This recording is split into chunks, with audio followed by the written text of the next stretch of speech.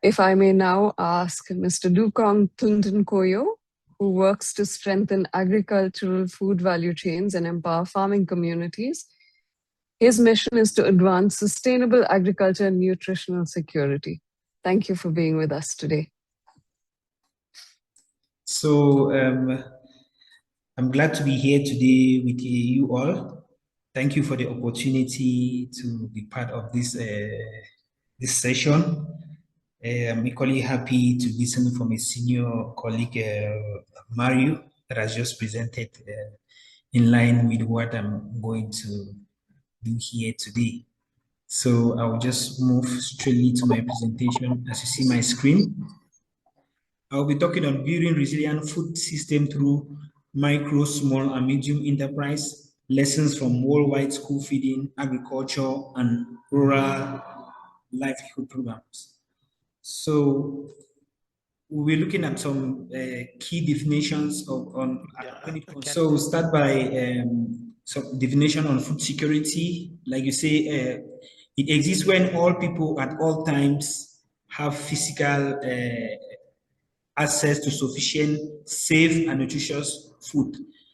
So this is from the FAO 2006 definition. And food security, this concept is understood through the 4 key dimensions of food availability: access, utilization, and stability. We look at food system, which comprises the entire set of actors, activities, and processes involved in the production, aggregation, processing, distribution, consumption, and disposal of food product, as well as broader economic, social, and environmental context in which these activities are embedded. So that's how we look at food system. And in contrast, we look at food insecurity, which refers to the situation where individuals or households lack consistent access to sufficient, safe, and nutritious food. So we'll look at the core of the problem. We look at the front of my screen. This is showing.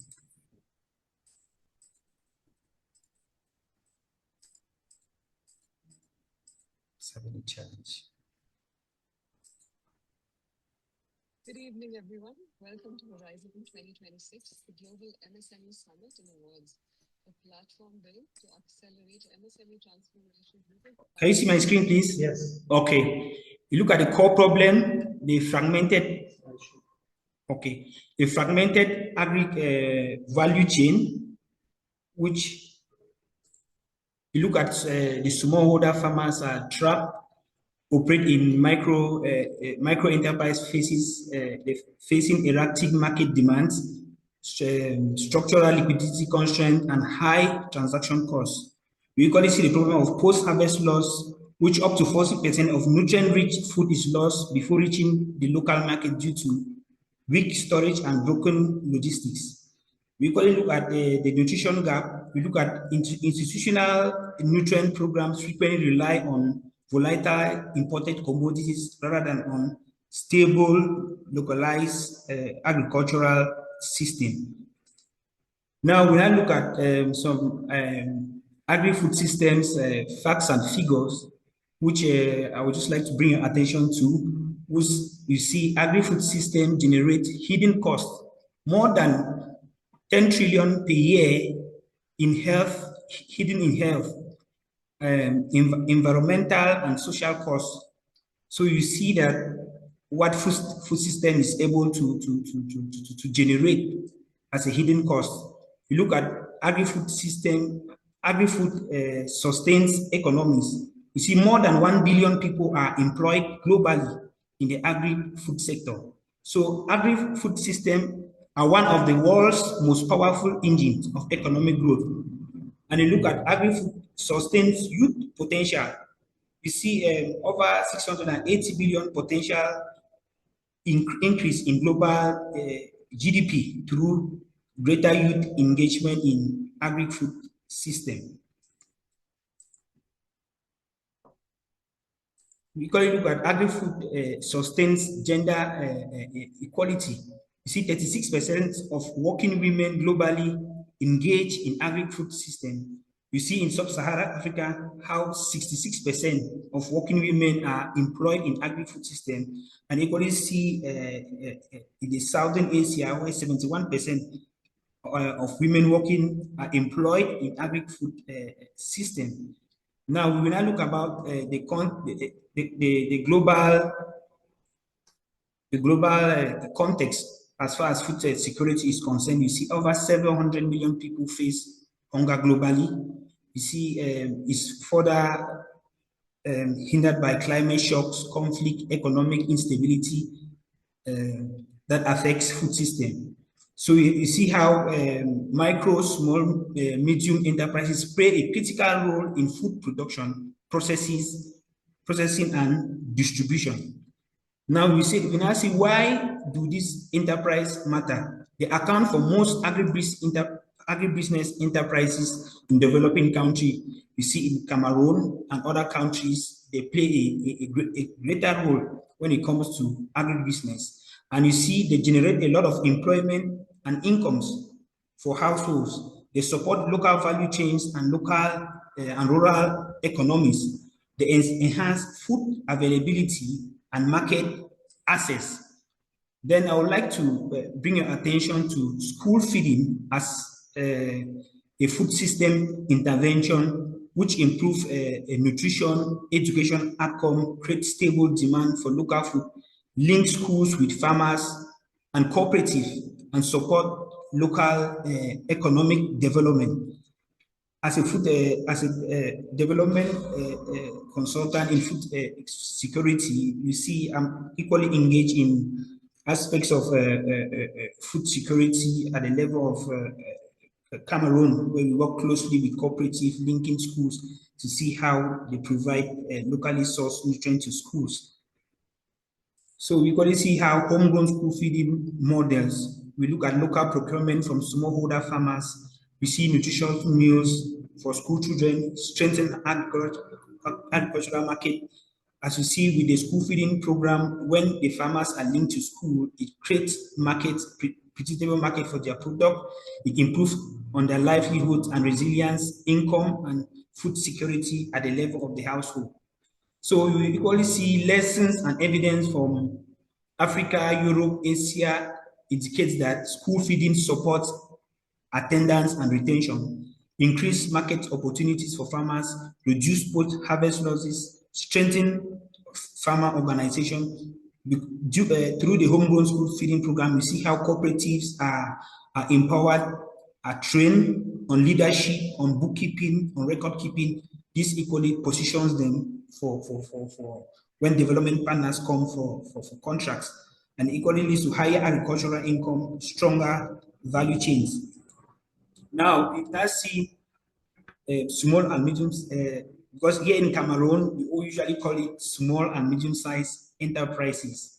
So we see the nutritive sensitive agriculture, because they're equally involved in food processing and fortification. They're equally involved in storage and logistics services. They're equally involved in digital and agricultural solution and nutrition-focused enterprises. With all of this, they are mostly identified, linked with schools where they do a good number of these supplies to schools. And these go a long way to improve on their incomes and create a market where they sell their products. And they equally face challenges.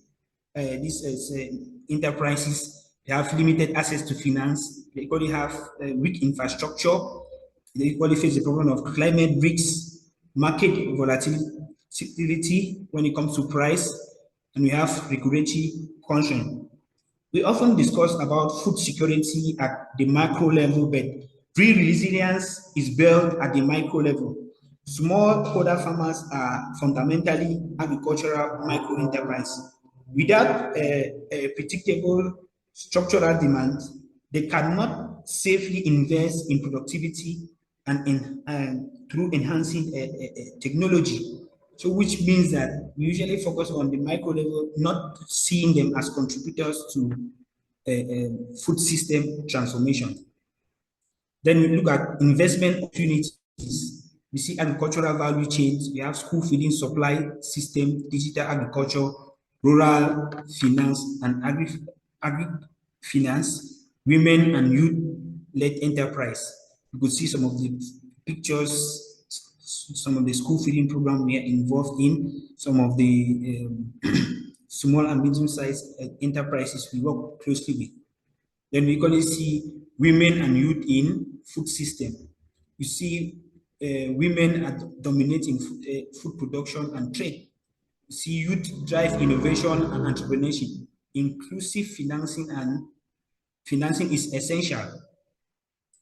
Then you now move policy recommendations, which will have to do with strengthen local procurement policies, expand school feeding program, improve access to finance, invest in rural infrastructure, promote public-private partnerships. Like the fourth recommendation that has to do with infrastructure, we see a good number of these small and medium-sized face a lot of challenge when it comes to infrastructure. In terms of poor road networks, they produce, they don't have way to store, to keep them, it becomes challenging for them. So just to come to conclusion, I'll say government and development partners must dedicate a minimum of 25% of supply chains contract to women-owned entities. Invest in technical literacy. Deploy target-driven training programs on AI tools, automated bookkeeping, and cross-border digital logistics. These enterprises are central in building resilience, inclusive and sustainable food system. Strategic investment in agriculture, nutrition, and local value chains can transform rural livelihood and strengthen food security. Thank you so much for your attention. And just to end up to say that, let us not leave the Horizon 2026. Let's leave the Horizon 2016 with a clear direction.